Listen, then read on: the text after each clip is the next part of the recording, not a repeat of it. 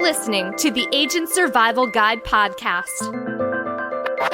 a podcast for today's insurance agents. Informing, educating, empowering, improving the way you do business in an industry that's anything but static. In today's episode, my love for Instagram goes deep. But does that mean it's a marketing tool insurance agents can use? Today, I am going over Instagram basics for insurance agents, evaluating the gram for agent use. When Instagram was founded back in 2010, it was a quirky photo-sharing mobile app that demanded we either shoot or crop our images into squares. But that was okay because we could add novel filters and frames and then post them for all of our 5 followers to see and like. And 5 is probably being generous. There were no hashtags, but there were captions, and posts showed up in chronological order. 14 years later, we don't have to post in square format anymore. Old habits die hard for a lot of us. Frames no longer exist, but filters do, with the exception of Kelvin and the addition of many new ones. Along the way, Instagram added hashtags and a desktop version, was acquired by Facebook, gained photo tagging, the ability to share videos, sponsored posts, direct messages, business tools, calls to action, boomerang. We saw the introduction of the algorithmic feed, a brand redesign, more business tools, comment filtering, stories, the ability to zoom, live videos, multi-photo posting known as carousels, the ability to follow hashtags, muting followers, IGTV, shops, reels, live story replay, and Meta Verified.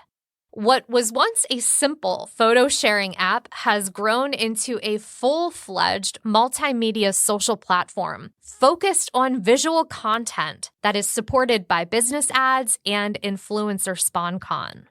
That might make it feel intimidating to use, but I think for Instagram, it all comes down to your audience and what you're trying to achieve on social. For some agents, Instagram could be an effective strategy. For others, it might not be worth your time. And then for some, well, you might fall somewhere in between. And I'll explain a little more on that later in the episode. First, let's take a look at demographics. Who is actually using Instagram? Because you don't want to focus your time on a platform that does not cater to the audience you serve. As of January 2024, Pew Research Center found that 47% of U.S. adults said that they had ever used Instagram. Little less than half, so that's not terrible. But when you compare that to the 68% of Americans that have ever used Facebook, or the 83% who have ever used YouTube, well, it gives us a little more perspective. Of that 47% of adult Americans who have ever used Instagram, 78% fall in the 18 to 29-year-old demographic. 59% are between the ages of 30 and 49. 35% are in the 50 to 64-year-old age group, and 15% are age 65 or older. The majority of Instagram users are in the 18 to 29-year-old age range. The 30 to 49-year-old demographic has a decent showing. Users trail off with 50 to 64-year-olds and then further decrease with those 65 and older. Just hearing those numbers, we might come to the conclusion that we should only use Instagram if our target audience is between 18 and 49 years old. And I think there's merit to that conclusion to a certain extent. If you're selling insurance products that are more geared toward the under 65 set, or perhaps you're selling life insurance and other ancillary products, you would probably be able to find an audience on Instagram. If your audience is the over 65 crowd seeking Medicare coverage, I'm not sure that Instagram makes sense. And while it breaks my heart to say that because I absolutely love Instagram, liking a social platform isn't necessarily a reason to post there. I think we all can fall into that trap regardless of the platform. We all have our social platforms that we gravitate towards, and we all have our unique ways that we use them. But at the end of the day, if you aren't posting where your audience hangs out, how will they find out about you? Now, I'm not saying that you can't or shouldn't use Instagram for your insurance business. You can certainly still use it, but I think we have to be realistic about what to expect as far as engagement on the platform. If you're not focused on the Medicare industry, I would say, sure, use it, but you don't want it to be your exclusive social platform. And the great thing is, it doesn't have to be. You can certainly create a short video and post it in more than one place. Depending on your audience, that might be TikTok in addition to Instagram, or it might be Facebook and YouTube. For those who are focused on the Medicare industry, you can still post to Instagram, but given the audience demographics, I would not make it your primary social platform, and I certainly would not make it the main focus of your social media strategy. Another thing to think about is how Instagram categorizes your efforts on the platform. In addition to thinking about who your audience is, it's important to think about what you're planning to achieve on the platform and how you plan to use it. You'll definitely want to make sure you're using a professional account rather than a personal account, so you can access more features that are catered to growth. You can choose either a business account or a creator account on Instagram. Both offer features like analytics through Instagram Insights, access to the Creator Studio, filters for your DMs, story links, buttons, and calls to action. As far as differences between the two, business accounts can run an Instagram shop and fully integrate with third-party apps. According to Instagram, business accounts are recommended for retailers, local businesses, brands, organizations, and service providers. On the other hand, creator accounts have broader access to music and more robust profile customization options. Instagram recommends creator accounts for public figures, content producers, artists, and influencers. At the end of the day, both account types are able to be used for professional purposes, and thankfully, it's easy to switch between the two if you discover that one is a better fit later on down the road. Now, let's dig into content because you can promote your business and show your human side in a couple of different ways with what you post. Here at Ritter Insurance Marketing, we've always approached Instagram a little differently. If you've ever taken a look at that account, you'll notice we put out a lot of content for agents, but we also post what we're doing here at the office, like company events, holidays, volunteering. We like showcasing who we are and what we can do for our agents, and I think that comes across beautifully in our Instagram. I try to mirror that strategy on my own professional Instagram. I post every episode we publish. Other work and podcast-related content like studio equipment, my recording setups, networking events, and probably way too many selfies, especially blurry ones in our recording studio. But because my Insta handle is the Sarah J. Ruppel and not Agent Survival Guide Podcast, I also include fun content that aims to be similar to the other content on a regular Instagram feed. Sunrises, sunsets, pictures of my cats, the amazing dinners my husband cooks, baked goods, family moments, and throwbacks, to name a few. I would encourage agents to use Instagram in a similar way. When it comes to the business side, talk about the services you offer rather than getting into carrier details or plan specifics. Keep the content high level, then include a CTA to reach out to you with questions or for more details. Another bonus, that should make it way easier to stay compliant.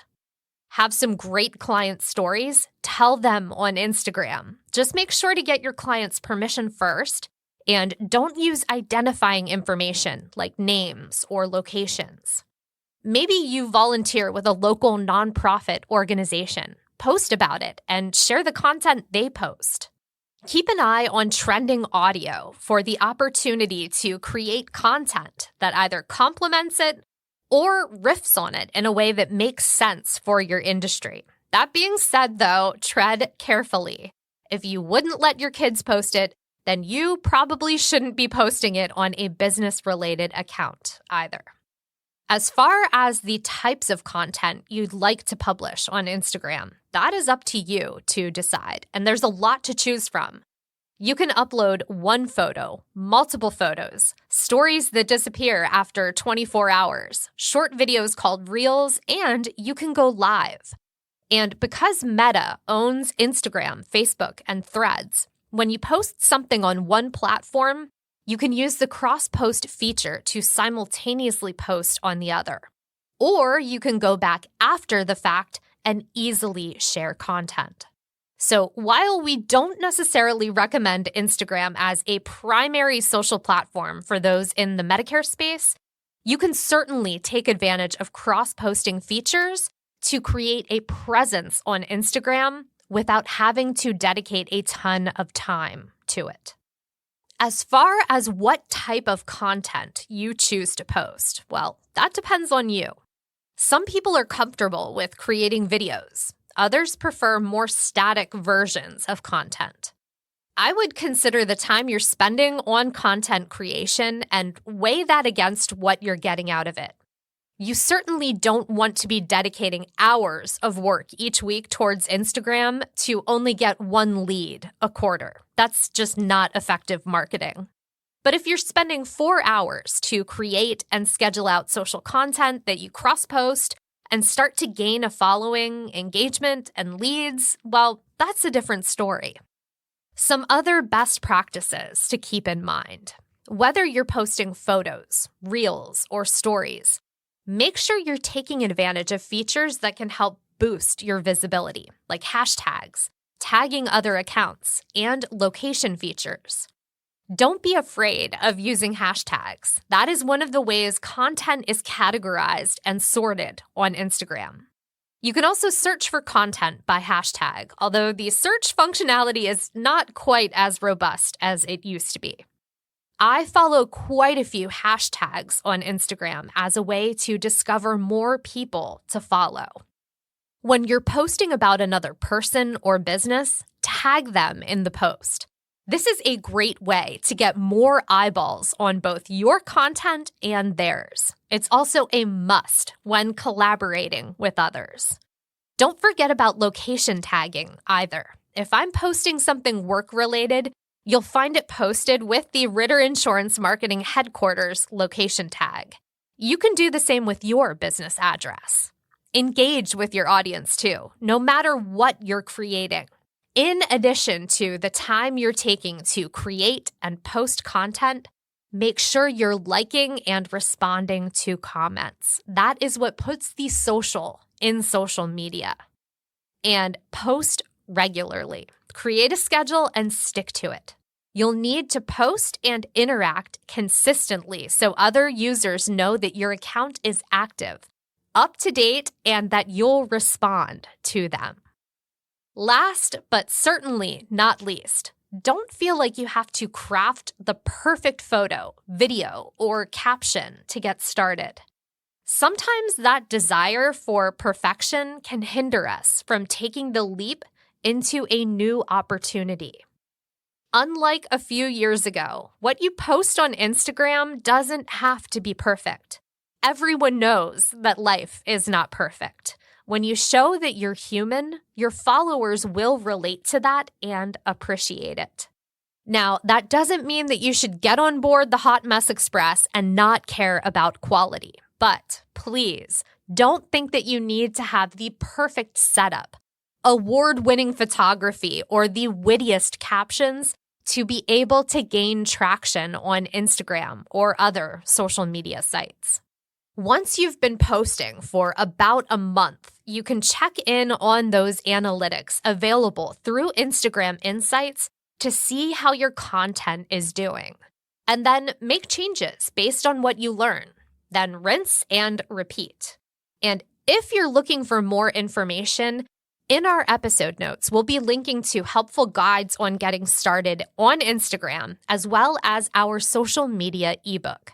That is a guide tailored to insurance agents. And inside, we outline best practices for Facebook, LinkedIn, and more. So that's a great next step if you're interested in dipping your toes further in the social media waters.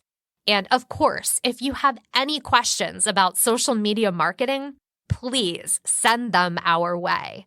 We would love to hear what you have to say and help you get the answers you're looking for. Thanks for taking the time to listen to this installment of our show. If you're not already, you can follow along with us by clicking the plus sign or follow button in the app you're listening on right now. That way, we will see you next episode. The Agent Survival Guide podcast is a production of Ritter Insurance Marketing, an integrity company. This episode was written and produced by me, Sarah Ruppel. Script proofing by Tina Lamoureux. Podcast design by Urban Rivera. Artwork by Vivian Zhao. Follow along with our show wherever you like to listen. Rate and review our show on Apple or Spotify.